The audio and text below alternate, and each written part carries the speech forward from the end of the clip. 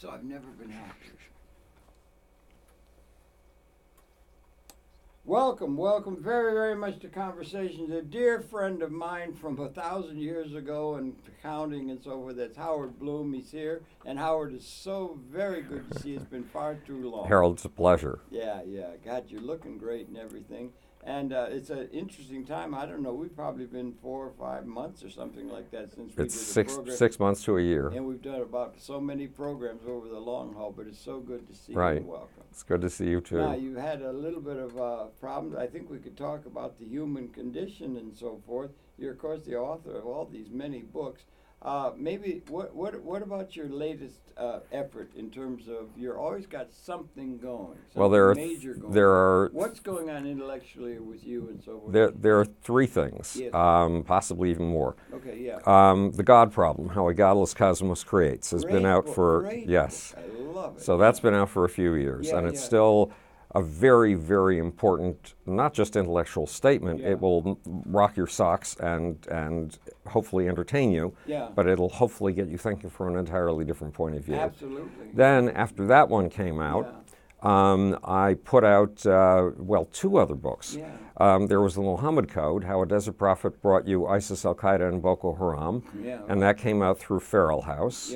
And then a publishing company called Dragonfly, which is an imprint of Rare Bird, put out How I Accidentally Started the 60s. Well, that was from way before. Now, two of these books were books that had never been able to make it with a publisher. Publishers continually said no to them. And finally... The God book? No, the God book was with a regular publisher. Yeah, right. Okay. But the Muhammad Code, publishers were afraid that if they printed this book, they would be beheaded, their offices would be bombed.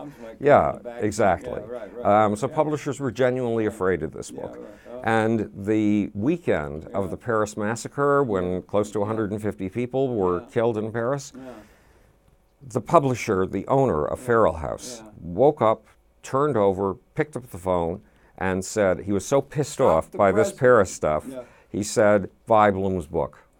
Buy the Muhammad Code. Oh, wow. So he picked up the Muhammad Code because he just couldn't stand to see this bloodshed in places like Paris anymore. Right.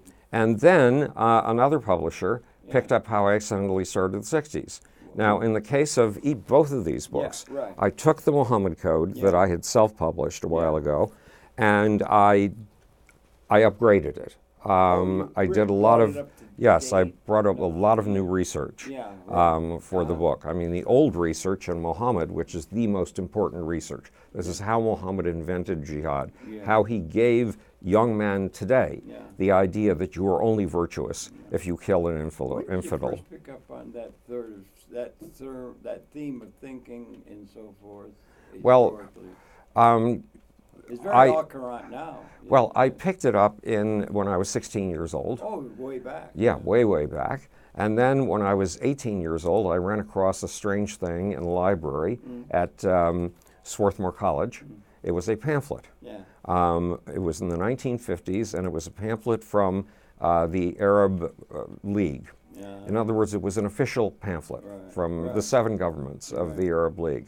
And it explained something to me that I had never understood, which was that Hitler was actually a Jewish puppet. And yes, Hitler was a Jewish puppet, and the Holocaust was a hoax, and the Jews put Hitler into power and caused the Second World War in order to gain the sympathy of the world so that they could have the state of Israel. So just a little bit of thought, just a little bit of connection there was not much significance. Right. Well, so the fact that something so horrible, that something so completely dishonest could be perpetrated and appear in the library of an extremely good college, and could be perpetrated by 7 governments as an official document, was it was a tip-off. Yeah. It was to a what? it was To a what? tip-off to the That fact there might that be something here to become a real serious it was a consideration. tip-off to the fact that something in the Islamic world, Yeah. the 57 nations of the Islamic world, Yeah. the 1.6 billion people of the Right, Islamic that's world, a lot of the population, isn't it? somebody was thinking very differently than you and I think. Yeah. Very differently, yeah. and dangerously differently, because this pamphlet was anti-Semitic Yeah. and genocidal. Oh, So yeah. I followed that curiosity for years. Yeah. The results appear in The Lucifer Principle, my Yeah. first book, Yeah. which predicts, basically, some people think it's the book that predicted 9/11. It predicts difficulties with a nuclear Iran. And then with my second book, The Global Brain, The Evolution of Mass Mind from the Big Bang to the 21st Century, there's a chapter on a guy named Osama bin Laden, Yeah. and that chapter came out in 2000. Well, guess what happened in 2001? Yeah. 9/11. Yeah, Yes, right. and suddenly the world became aware of the danger of Osama bin Laden. Yeah. But when I started reading all of the writings of Osama bin Laden, I kept a file of everything that Osama bin Laden Yeah, you had printed, or that anybody else had transcribed and Yeah. printed of Right, him. Right, right. And it didn't make sense to me. It was obvious that we had a brilliant, erudite man here, Yeah. that he knew his history backwards and forwards. The Yeah. problem was the names he used were so unfamiliar that you couldn't even tell whether a given name was the name of a person or the name of a I territory. don't quite understand that. I don't quite understand. The names were so different. I don't. Well, spell it out a little bit. when a name appears like Ogaden, well, that's relatively familiar to us by comparison with the others. But when a name appears like Big Benny. Umair, Yeah. okay, is Umair a person? Is Umair a place? Yeah. That's not a normal name for us, although this is nowhere near as strange as the names that I was dealing with. Yeah. Okay. Yeah. So one way or the other, I realized that I did not understand Osama because I didn't understand his references. And I went looking for his references. And it took me 3 years to find them. And I found them in a book by a biography of Muhammad by a Muslim scholar named Ibn Ishaq. It was the first biography ever to appear of Muhammad. And it's also the story of the development of the Islamic Ummah. Islam is not a religion as we, yes, Yeah, the whole the whole peoplehood, thing, yeah, yeah, right. because Islam is not a religion as we know it. It is a political philosophy, it is a military philosophy, it is a judicial philosophy, and a religion all wrapped up in one. Wow. Right. So, Okay. so there was the history of the early Muslim state in Ibn Ishaq. And then there's another biography of Muhammad with a history of the early Islamic state by another Muslim scholar who lived about 150 years after Muhammad. And his name is Al-Tabari.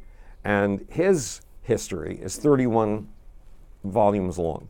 Wow. So I found these two books and realized that this is the key, that the Quran is apparently not organized by chronology. It's not organized to tell a story. It's organized by the longest chapters first and the shortest chapters last. Is that a fact? Yes. I'm not that familiar. Yeah. Right. Yeah. So yeah. what that means is that it's like a giant jigsaw puzzle. Yeah. And then there are the 4 books of the Hadith. These are the sayings of people who, in the 200 years after Muhammad, were telling the stories of their eyewitness accounts of what they had experienced being around Muhammad, what they'd heard him do, seen him do, what they had heard him say. And often in these 4 different accounts, there are as many as 4 or 5 different accounts of the same incident. Wow. So this is a giant jigsaw puzzle too. It's not told in the form of a story. So, but if you use the stories, the timeline of stories that are told in Ibn Ishaq and Al-Tabari, and then you arrange the pieces of the Hadith and the pieces of the Quran along that chronological timeline, a story emerges. You discover that Muhammad started out by trying to win over the people of Mecca, his hometown. He wasn't having a great deal of success. He did win over mostly slaves. He was also trying to win over the Jews because he had some woman involved. Yes, there was his wife, his first wife, Aisha. When he was a young man, I mean, camel cargo transport was the major business of Mecca and that part of the desert. Right. So you used camels to pick up goods from the Indian Ocean, goods that had come in many cases from Ethiopia, from India, and from China. and you sent your camels to pick up those goods. They came back through Mecca, and they went all the way to Syria, all the way to the Mediterranean coast. Right, right. And that's the business that everybody in Mecca was in. Yeah. And when he was 25 years old, a woman, 40 years old, who was the most successful businesswoman, she was the most successful business person of any kind in Mecca. Yeah. She made as much as the heads of the three tribes behind her. With somebody else or something? There isn't a record of that in the stories. Oh, really? She's a widow by the time this occurs. Okay. So she is this fabulously wealthy, fabulously successful business person. Yeah. And she asked Muhammad to go on a mission to Syria for her. And she has one of her slaves spying on Muhammad. And when the mission is over, it's a trade mission, they're selling goods. And when the mission is over, the goods have been sold, and Muhammad comes back with the money. The slave, according to the Islamic sources, says to her, "This guy's amazing. He didn't steal a penny from you." And so she proposes to him, even though she's 15 years older than he is. And he takes her up on the offer. So now he has a source of funding. And during the major holidays, you go off, or at least Muhammad used to go off into the desert to meditate in the caves. And he's meditating in a cave, and he has this strange visitation. Something happens to him that he can't quite explain. He feels as if he's been grabbed around the chest and the air has been driven out of him, as if something's trying to kill him. And he feels that he's heard a voice telling him, "Read, read." And he says, "I can't read," because Muhammad was illiterate. And the story goes on from there, of this tussle in the cave. Amazing. Well, Muhammad comes back to his wife, and he is suicidal, because there are two kinds of people that he despises. One are mystics, people who claim to have prophetic visions, and madmen, in his opinion, and poets. And he feels that he's just become a madman. And his wife says, no, before you come to that conclusion, let me take you to a cousin of mine. He knows Judaism and he knows Christianity. Remember, Christianity was vividly alive. The Middle East was Christian territory, no question about it, almost the whole thing back then. And Israel had been Jewish territory and still was under Jewish control. There were still 40 Jewish cities at least. So she takes him off to this village, and the cousin says, "Well, I think here's the deal. I think that the Jews have been waiting for the prophet who would announce the coming of the Savior, who would save them from all of their humiliations, and it looks to me like you may be it." And and this might have been the voice of God talking to you. This might have been the angel Gabriel. So from that point on, Muhammad starts having more and more of these strange visions, in which the angel Gabriel comes to him and reveals the words of God and the thoughts of God to him.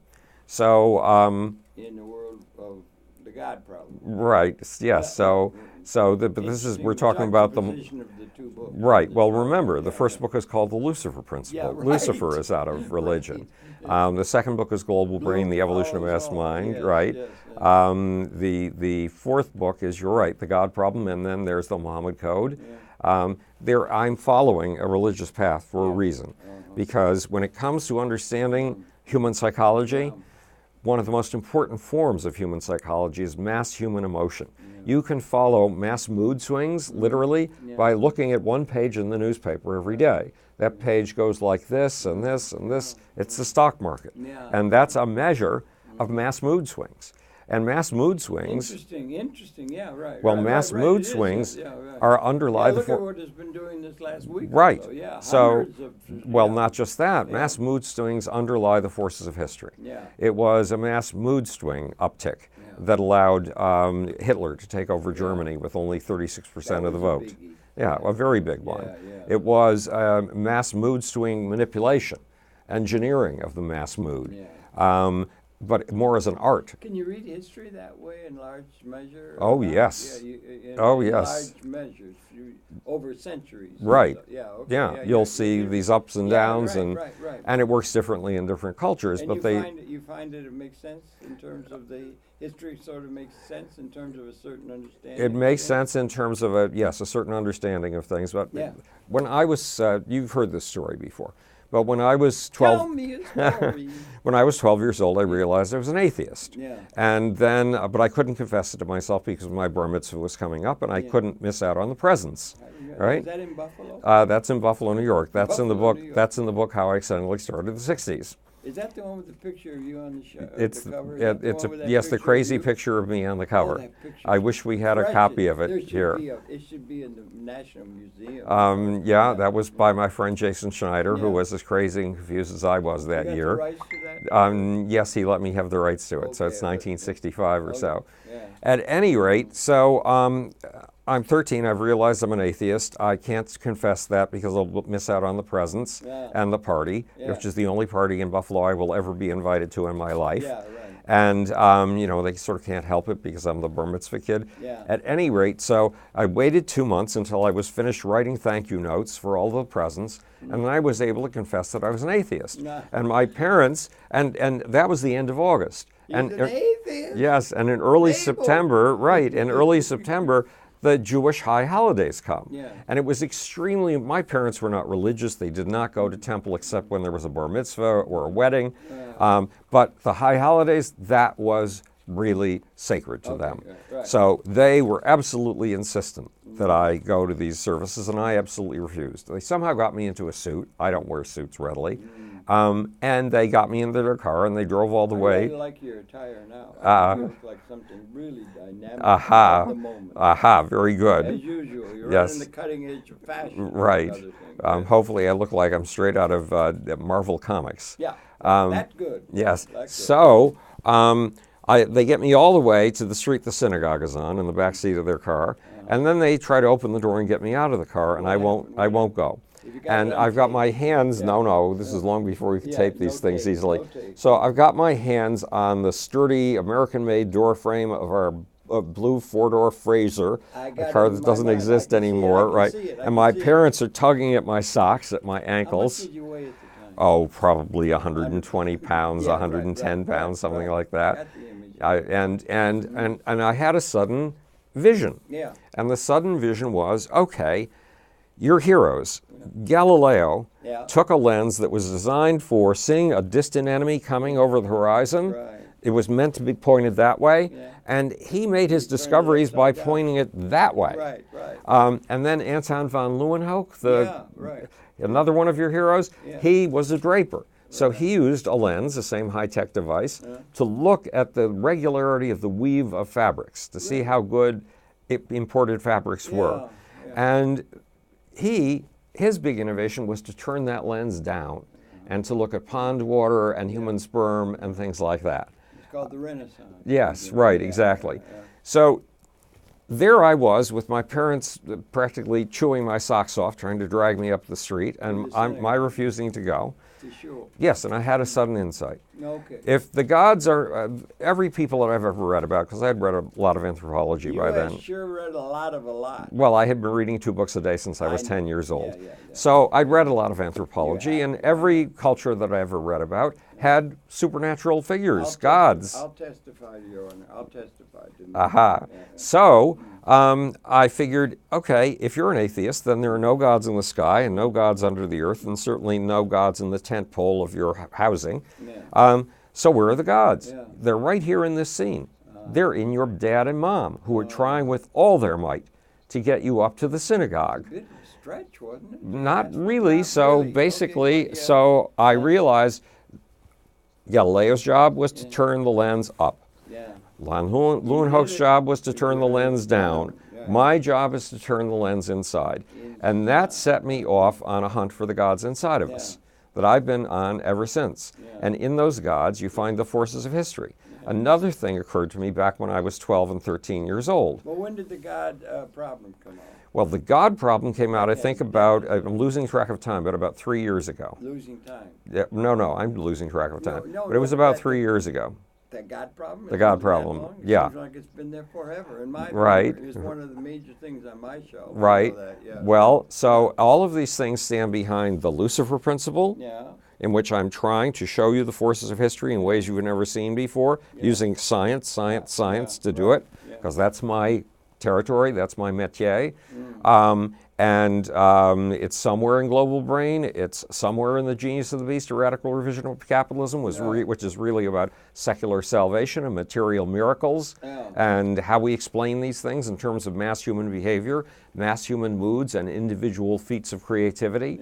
It's in all of these books. And the Muhammad Code is another way of looking at it, because that's a very different manifestation of these same things we're talking about. So all of my books have been on this track. And someday in the next year, my next book will appear, and I finished it in June. I finished the manuscript in June. What are you on to now? It's called, I'm still working to promote How I Accidentally Started the 60s and the God Problem. Is that the one with the picture on the cover? Yes, that's How I Accidentally Started the 60s. Yes, that's the picture. That should be on the dollar bill. Right. So, but I finished a book, I finished writing a book in June called Einstein, Michael Jackson, and Me. And the subtitle... Who got the title? Did you get that title? Of course. You have some no, I did that. Agency. No, I did that. Yeah. Right. And the subtitle, so it's Einstein, Michael Jackson, and Me, A Search for Soul in the Power Pits of Rock and Roll. Oh, you did. You were on top of it. Yeah, that's right. You had this thing with all the leading lights of rock and roll. And all that. Michael Jackson, Prince, Bob Marley, Bette Midler, AC/DC, Aerosmith, Kiss, Queen, Run DMC, Billy Joel, Billy Idol, Paul Simon, Peter Gabriel, David Byrne, Run DMC, you had personal ZZ Top. Didn't you? Oh, yes, very intense. You didn't bother to get anybody who was well known? No, I wasn't able to get anybody who was well known. Son. Yes, That's what they call a J-O-K. Yes, right, I know. Okay, yeah. So at any rate, but it's also a part of this pursuit of the gods inside. Yeah.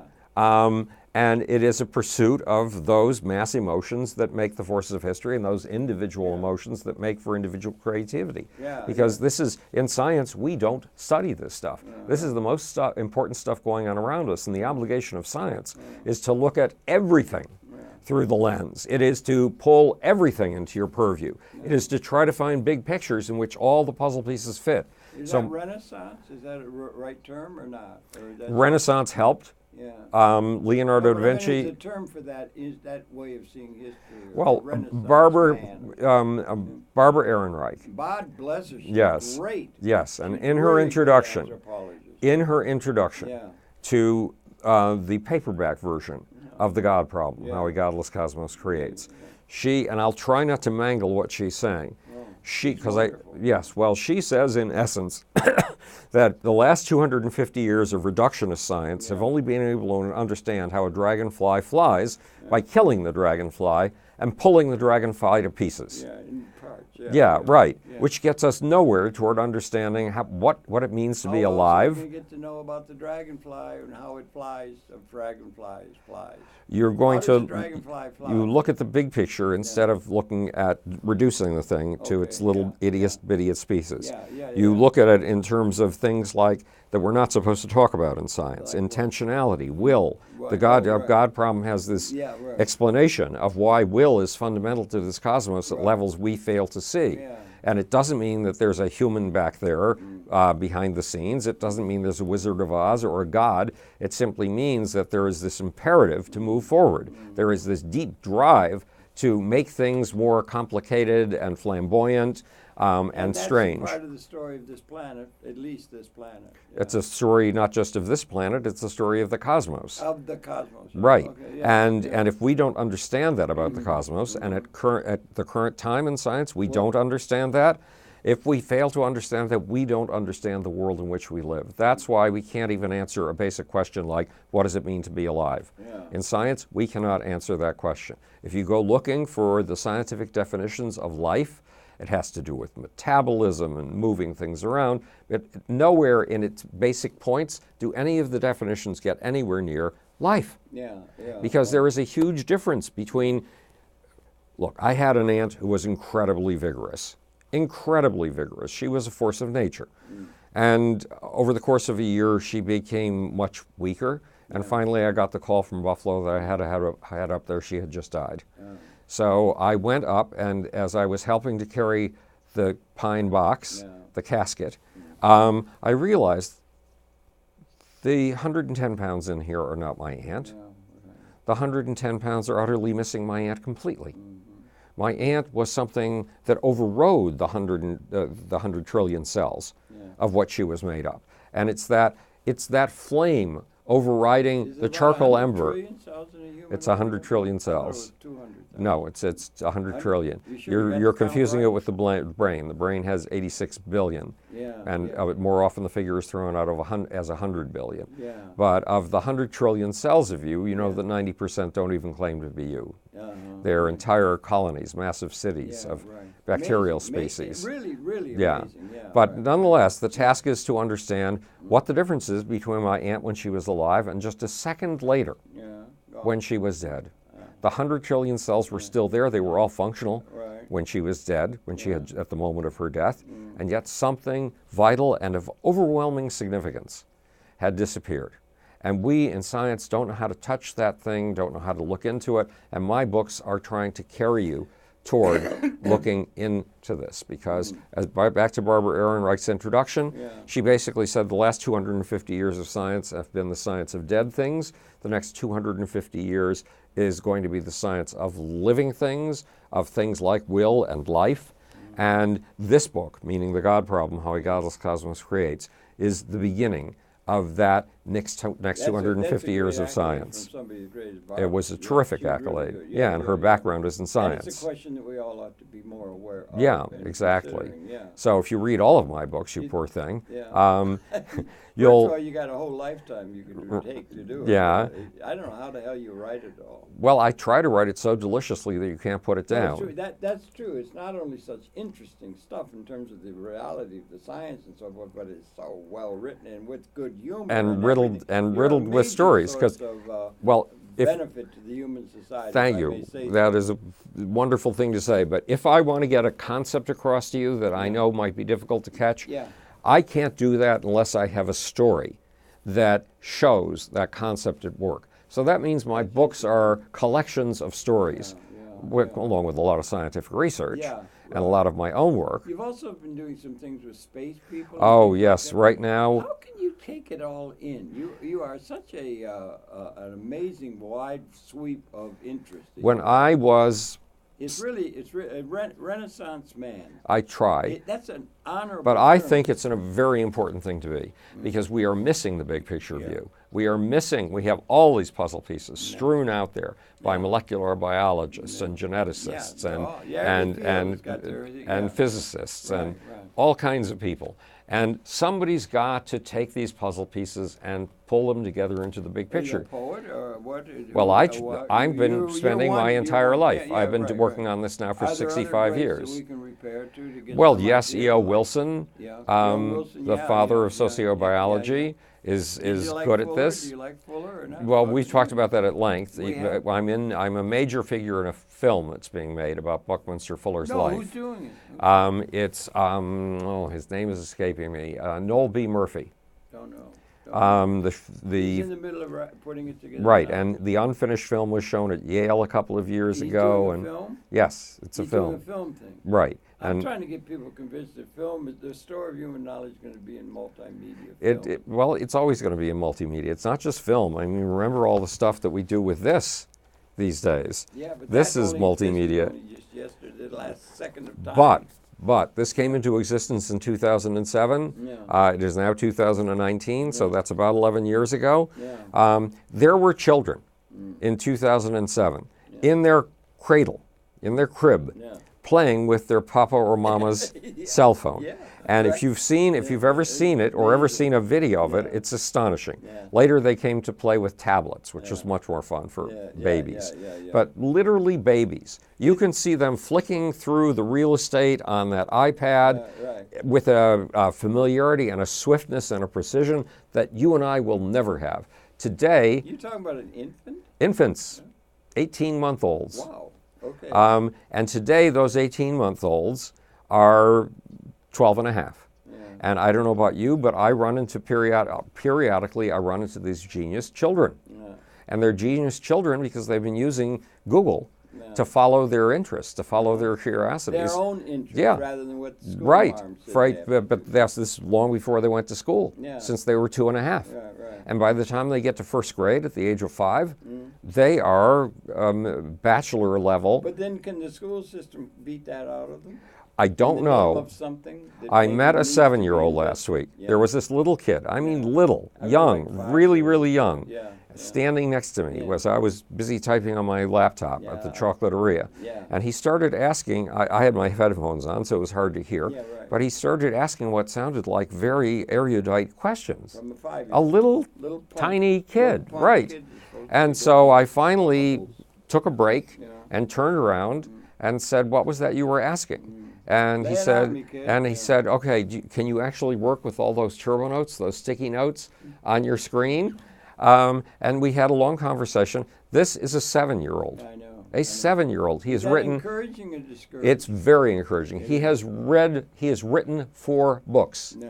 He is writing his 5th book now. Grief. Yeah. That sounds like you clone. Was that a clone? I felt a pang of recognition. Yeah, right. And so I gave him my card and told him to stay in touch with me. Has he stayed in touch? And he hasn't stayed in touch, which is unfortunate. Yeah. Then there's my Well, friend. maybe it's yet to come. Yeah. Well, there's my friend Sid I don't know in Sid. Chicago. Do I know Sid? I Siddhartha. don't No, know no. Sid. Siddhartha. Yeah. I was introduced to him when Siddhartha? Siddhartha is his first name. His Yeah. parents are from India. And Siddhartha. yeah, and so I was introduced to him when he was 9.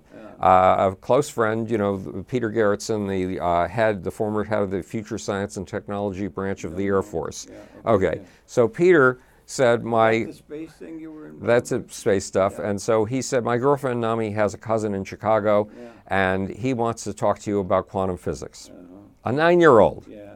So, and now he's 11. Yeah. So he just sent me his first musical album. Oh boy. Yeah. Oh, boy. Isn't So these kids, the people who talk about the dumbing down of America, the flattening of America's affect, or the world. The world. yeah, The because world. of cell phone and Facebook and things like that, they are so stupid that it defies belief. You mean the because people these who are discovering these who are people, or claiming that these things are these people, these geniuses. yeah, they are around? bad mouthing these technologies. Have we always and- badmouth the geniuses around? We Well, put we 'em up on the cross we with badmouth the popularity. technologies. I Yeah, mean, right. back in about 350 BC. 350. There was a guy who said, "There's a new technology, Yeah. and it's going to destroy the minds of our kids."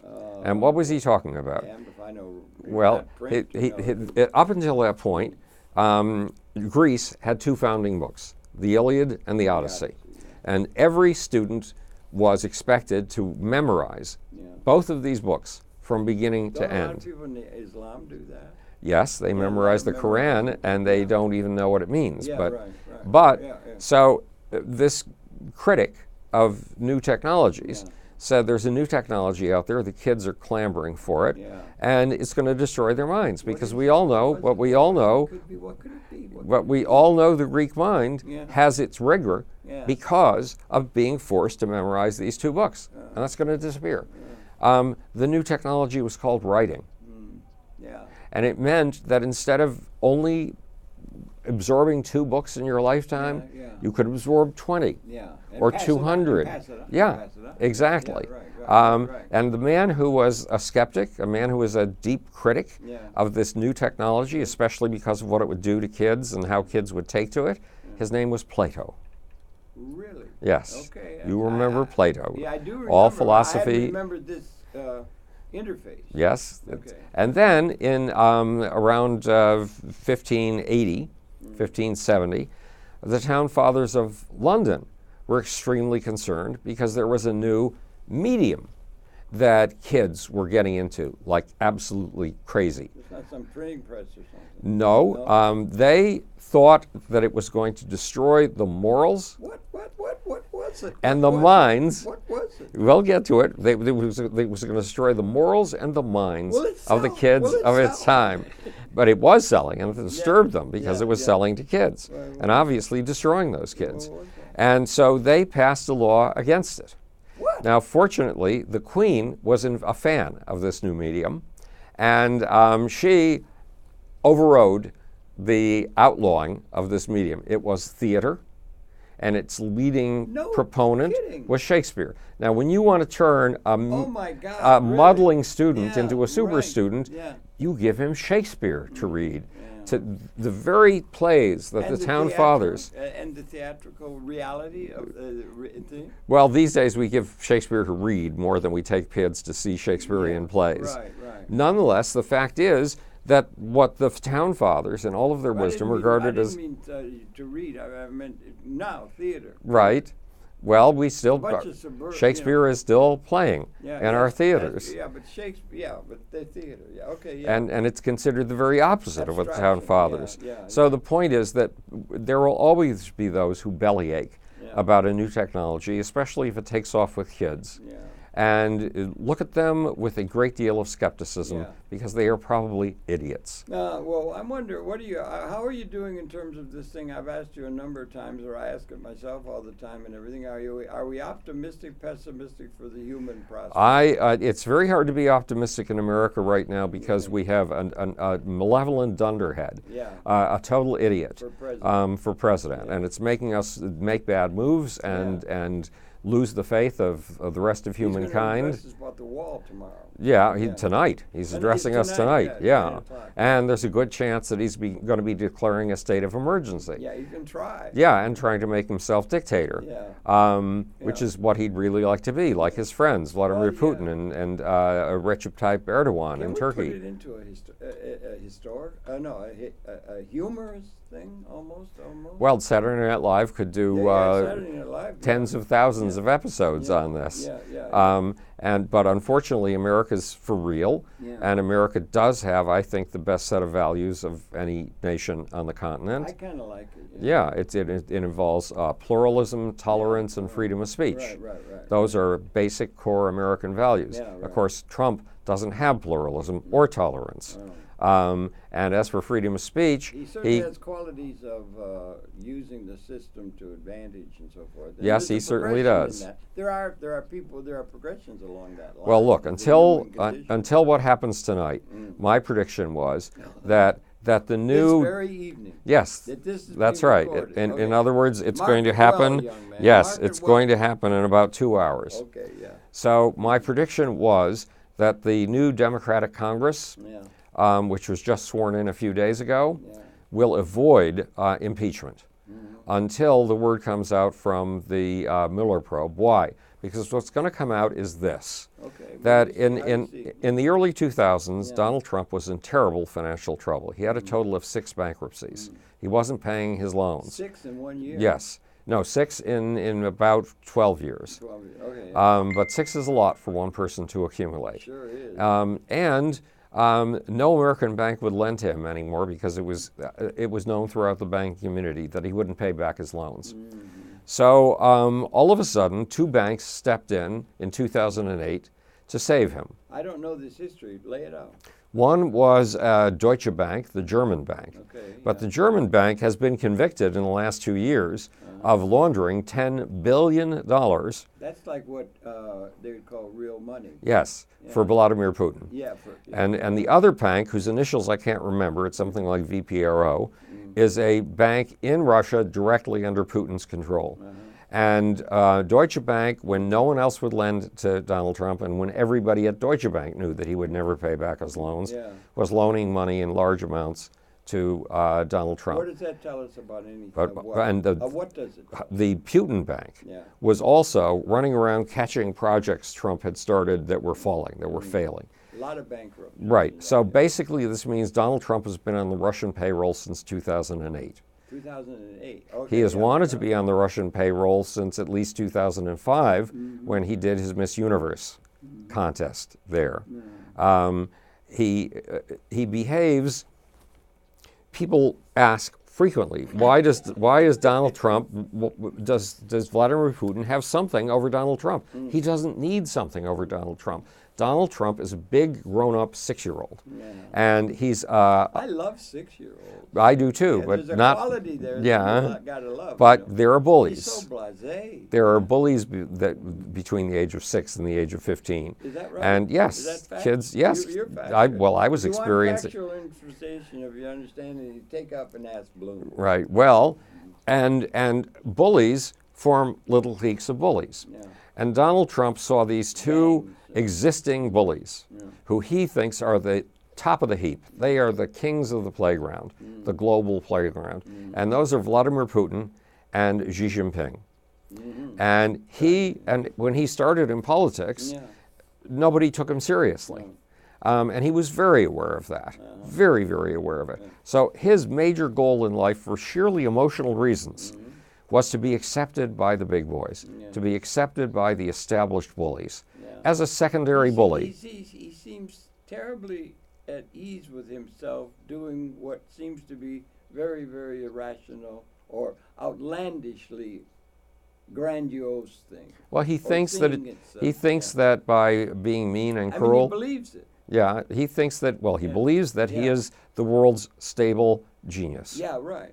And that he doesn't need to study anything because he knows everything better than everybody else, just because he's a stable genius. In the face of so many people who thought that about themselves in the historical condition. Is there something you could say for that attitude? No, I haven't seen that attitude anywhere in history. No, it's been more muffled. And you've seen and Louis XIV said, "L'État c'est moi," the state is me.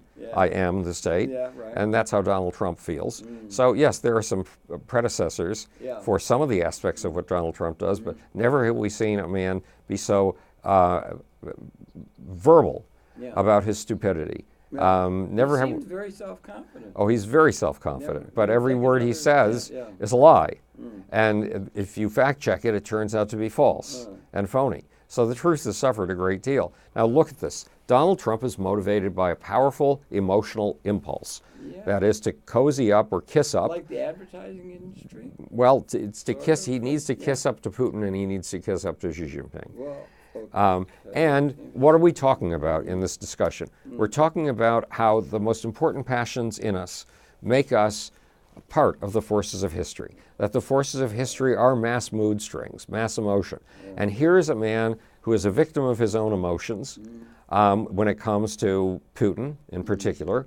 And there he is in a position to make history. And he's been making history for 2 years. That's true. You've got to leave his mark. Right. So if you don't understand mass human emotions or individual human emotions, and you don't understand individual passions and mood swings, then you don't understand the forces of history. And my task since I started out at the age of 10 reading 2 books a day has been to piece together this big picture in which what it means to be alive is a question that we have to ask seriously in science. What it means to have a volition, a will that pushes you in a certain direction has to be covered in science. And the mass moods of individuals, the most passionate moods we have, and the most passionate moods of crowds. Boy, you're taking up some pretty big themes there, young. Well, I have a lifetime. Major themes. I've been working on this for 65 years. And there's an advantage. You know this. We both know this. I'm 75. You're 82? 83. Oh my God, you're 83. Okay, well, Not a mere lad of 82. I was really in bad trouble when I was a mere lad of 83. Well, the advantage of reaching these ages is that I have 75 years of experience under my belt and 65 years of knowledge under my belt, and I can now see things in ways that very few people on the face of planet Earth have had the privilege of seeing them. Bloom for Prez. Should and we get behind the man? We put him over the top. And you too have a history that has led you to the point you are at now, and allows you to see things from points of view that very few people. I think, I get that sense of things. Things are getting more and more clear all right. the time. So I just went through a kidney stone operation. I know, Mazel tov, Thank you. Yeah. So there's a point to this. When I was 19 years old, I had a kidney stone the size of a lima bean. And to get it out of me, they had to cut me from my navel to my backbone, pull it out, and I had to spend a month in the hospital. Thank God for anesthetic. Yes, and I almost died twice. Oh, boy. I almost died twice. Yeah. Today, I had not just one, but 2 kidney stones. And one was the size of a lima bean, and one was the size of a pea. And I went in for a 2-hour operation. After testing some other ways of dealing with that, there was not it turns out that no, they were too big. They were too big for any other approach. And instead of cutting me open, they cut a little tiny hole in my side. They threaded in a skinny little instrument. that had a camera, and it had cutting instruments, and it had an ultrasound device. And they spent 2 hours inside of my kidney, breaking up the kidney stones with ultrasound and removing the pieces. No kidding. Yep. And then just through metabolism. Right. And then they let me out of the hospital that day evening, that day. So Congratulations. now here's where this relates. Okay. We were talking about that plateau of wisdom that you get when you're 50, and then 60 you have more of it, and 70 you have even more of it, and 80 you have even more of it. Well, this operation, if I had had these kidney stones and was forced to use the technology of 1960, I would be dead. Yeah, right. I wouldn't be here talking to you right now. My daddy died on his 43rd birthday. Amazing. That was the average age for a male in the United States was 43. That's amazing. He made quite a bit of what killed him? Heart. Okay, so the big trick is that with modern medicine and all the other modern accoutrements that we've got, I just have been given an extra 20 years of life. I've given 30 years over the average. It's now 78 or something. Right. Yeah, I don't know what the upper limit is, but yeah, can we have faith in progress? Man? Absolutely. We do. You've heard my litany before. Oh, I've heard your litany. But we'll do the litany, yeah. Okay? Do it. Okay. Do it. If you'd been born in 1850, your life expectancy would have been 38.5 years. If you'd been born in 2000, your life expectancy would have been 78 years. That's twice as much lifetime for the price of one. Yeah, right. That's right. over twice as much lifetime for the price of one. So we've doubled the average human lifespan. Yeah, but when it comes to salary, the poorest paid worker in 2000 earned what an entire tenement full of the poorest paid workers in London earned in 1850. An entire tenement full. She out-earned an Irish dock worker. I've got to quote that. Yeah. Well, history is a nightmare from which we're attempting to awaken. And we are doing a very successful job of awakening. Are we awakening or not? Or are we still bound by the We are awakening in the sense of history? We are awakening in the sense that things are getting better. The factor of peace in the world from 1650 to today, or from those wonderful indigenous tribes that live in harmony with nature and at peace with their fellow men. Well, I'm not so sure that's always the case. But go ahead. But the rate of peace today is 10 times what it was in 1650 and 10 times what it is in indigenous tribes. How do we measure that? Is that measured? Yes. Your odds of dying, it goes by your odds of dying a violent death at the hands of a fellow human being.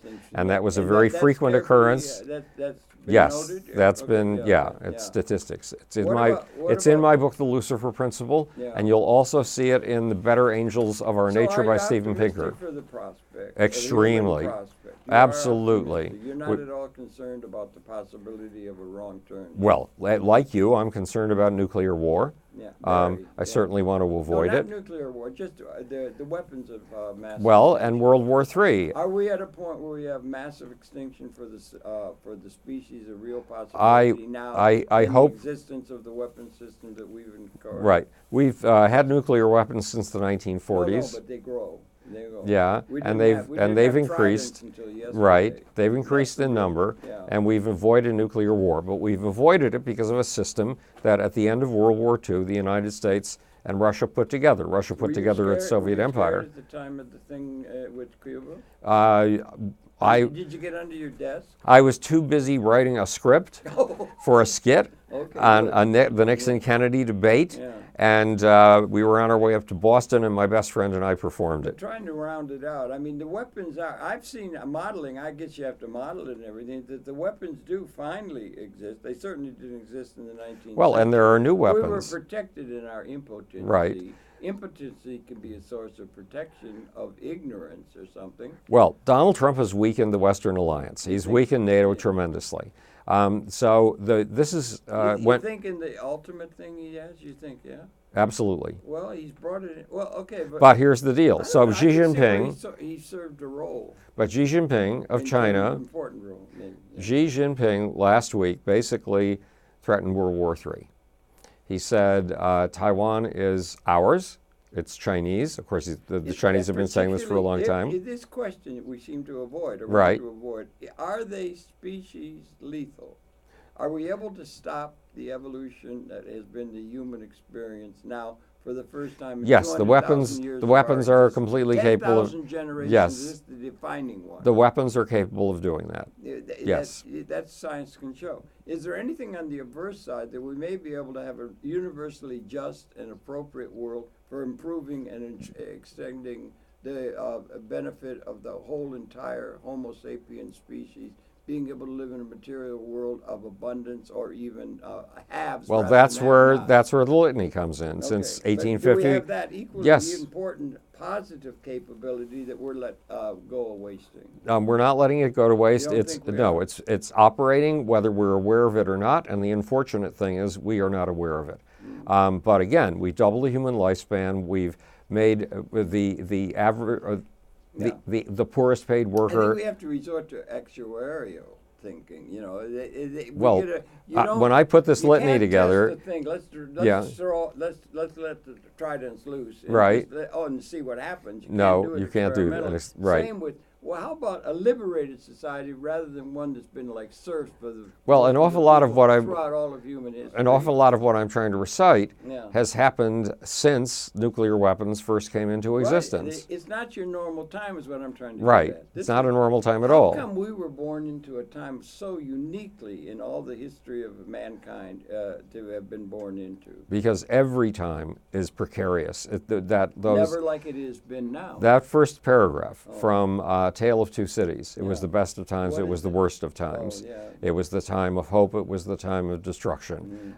It was the time of light. It was the time of darkness. Child's play then compared to now. It looked like the biggest it had ever been in history because it was the biggest it had ever been in history. Yeah.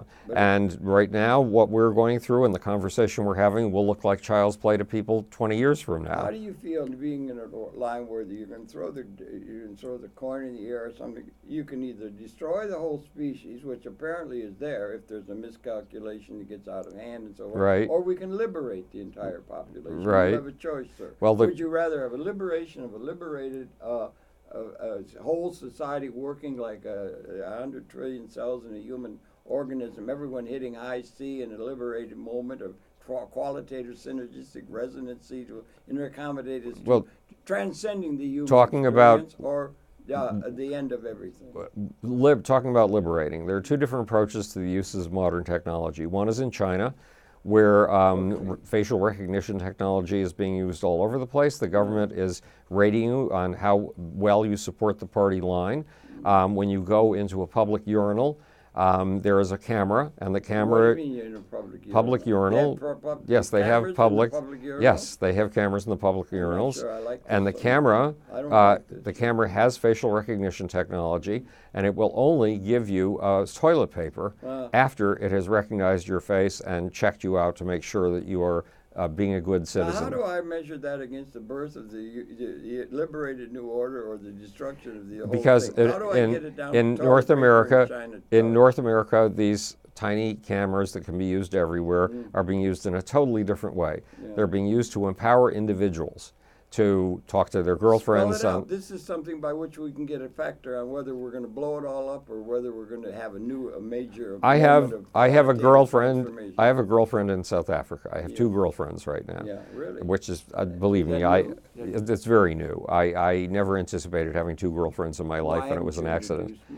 Well, you have not been introduced. No, you haven't been introduced. Well, I would like to see some. Well, yes, you have to throw another one of your infamous parties. Yeah. So one of my girlfriends is 50 years old, and she's in Johannesburg, and I think she's in South Africa someplace. And the other one is 22 years old, and she comes in from Connecticut. Don't try to keep to see me. The 22-year-old.